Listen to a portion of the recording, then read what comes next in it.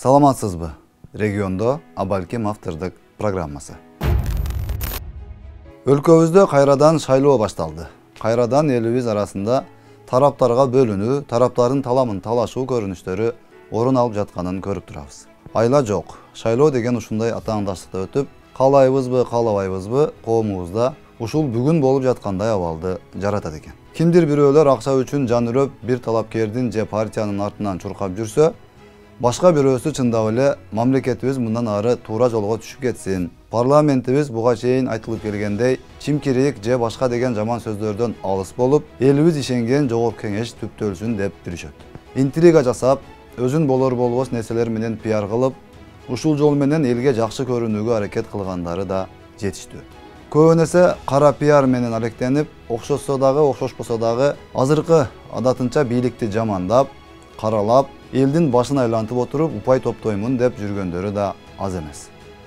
Чын-чынына келгенде калыс кыргыз эли эбак баасын берип, кимдин ким экенин билип бүткөнүн, канча жан үрөбөсүн баары бир эч ким деле кыйратып, добушун бербешин бул саясий оюнчулар деле жакшы түшүнөт.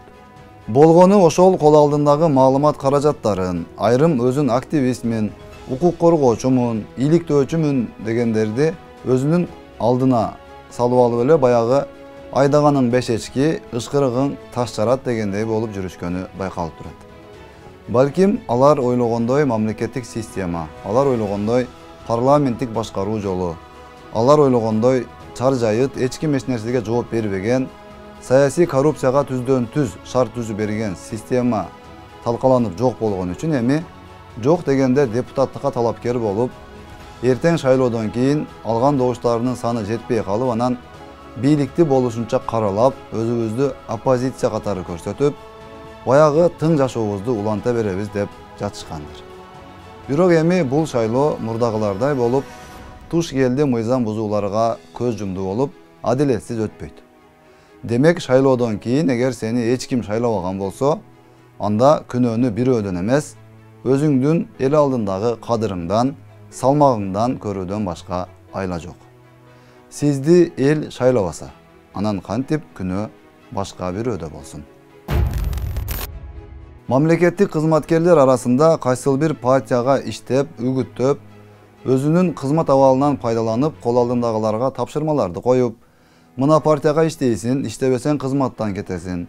Бул партия президентке тиешелүү, тиги партияга иштейсин, ал бир чоң жетекчиге тиешелүү деп жүргөндөрү тууралуу да ар кандай маалыматтарды угуп жатсаңыз керек. Алар ошол баягы эле мурдагы адатына көнүп алган, орустар айткандай, медвежья услуга көрсөтүп көнүп калгандар экени талассыз. Анткенибиздин себеби ушундай кишилердин услугасынын айынан өлкөбүздө бир катар революциялар, башаламандыктар орун алып, бир канча президенттерибиз тактыдан жаманаттуу болуп кулатылганы тарыхый чындык. Эми алардын арасынан кимиси шайлоолорду өз каалоосу менен, колундагы бийликти өзүнүн кызыкчылыгы үчүн иштетти дагы, кимисине азыр айткандай услуга көрсөтүлүп отуруп, ошонун натыйжасында бийлиги урады, аны өздөрү жакшы билишет. Бирок бул жолу андайга жол берилбейт экенин өлкө башчысы бир эмес, бир нече жолу айтып, айрым ошондой шайлоого кийлигише коеюн деген мамлекеттик кызматкерлер жумуштарынан кол жууп жаткан фактыларды да көрүп турабыз.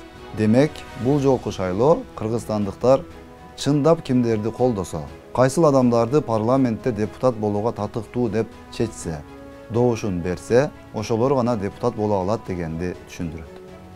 Мен партиянын лидеримин, мен тизмеде мынчанчы орунда турамын, мен бийликке жакынмын, мен бийликтен алысмын, мен бийликти керемет жамандай аламын, мен өтө сабаттуумун, мен өтө кыйынмын, менден башка эч ким дегендердин эл алдындагы чыныгы кадырын, баркын эл өзү көрсөтүп берүүчү убакыт келди. Мындан ары бардык шайлоолор таза өтөт.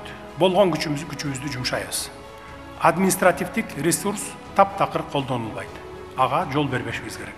Мындан ары кайсы бир аким, кайсы бир министр, кайсы бир кандидатка же кайсы бир партияга үндөй турган болсо, экинчи жумушка алынбай турган статья менен завтра доверие менен жумуштан кетет. Ким эгерде шайлоо мыйзамдарын ким буза турган болсо, баары бирдей жооп тартылат. Милицияң болосуңбу, прокуратура болосуңбу, же администрация болосуңбу, баары бирдей тартылат. Анткени биздин максат азыркы административ суд эч кимге жол бербей, пайдаланууга анан кийин добуш сатып алганга мүмкүнчүлүк бербей. Дагы бир башка маанилүү маселе бул шайлоодо элдин активдүүлүгү болуп эсептелет.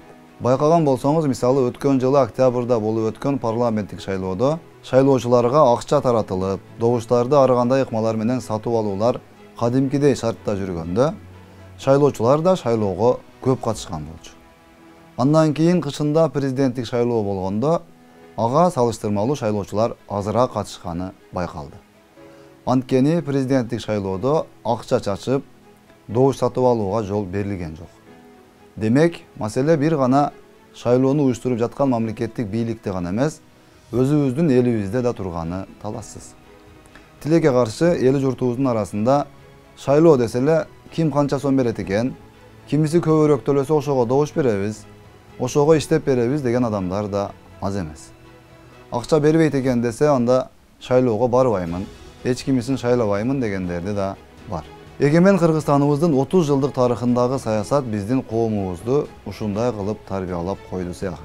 Мындай жарандарыбызды эми таза шайлоонун мааниси тууралуу түшүндүрүп, кайра башынан тарбиялап, аң сезимин өзгөртүп, шайлоо бул акчага добуш берүү эместигин, шайлоо бул сенин урууң болгон үчүн, же жердешиң болгон үчүн, же тууганың болгон үчүн добуш берүү керек дегенди түшүндүрбөйт экенин жеткирүү зарылчылыгы турат.